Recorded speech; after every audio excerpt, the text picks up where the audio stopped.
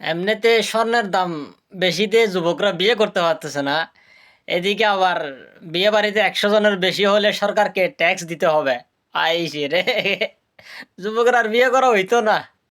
ভিডিওটা দেখেন এবং সবাই ভিডিওটা শেয়ার করে দিন। না, বিএনপি নৃত্য করার সংসদ জন্য সদস্য। গায়ে হলুদ একটা অনুষ্ঠান ব্যাপকভাবে সেখানে অর্থ ব্যয় করা হয়। বিয়ের অনুষ্ঠানে নাচ গান বাদ্য, হাজার হাজার মানুষ এসে সেখানে অংশগ্রহণ করে, খায় দায়, তার অর্ধেকের বেশি অপচয় হয়। এই অপচয়টাকে বন্ধ করতে হবে, আমরা এটা সিরিয়াসলি বলতেছি। এর আগে যে একটা অতিথি নিয়ন্ত্রণ আইন ছিল, যে 100 জনের বেশি অতিথি হলেই সেখানে একটা ট্যাক্স ধরতো। আমরা প্রস্তাব করছি 100 জনের অতিথির বাইরে প্রতি অতিথির জন্য 1000 টাকা করে সরকারি আপনার হারে নির্ধারণ করতে হবে। বিশ্বাস করুন বন্ধুরা, যদি বিয়ে শাদিতে বৃত্ত ভৈরবের এই ধরনের অশ্লীল প্রদর্শনীটা বন্ধ করা হয়, অপচয়টা বন্ধ করা হয়, তাহলে একদিনে নিত্য প্রয়োজনীয় দ্রব্যের দাম 10% কমে আসবে।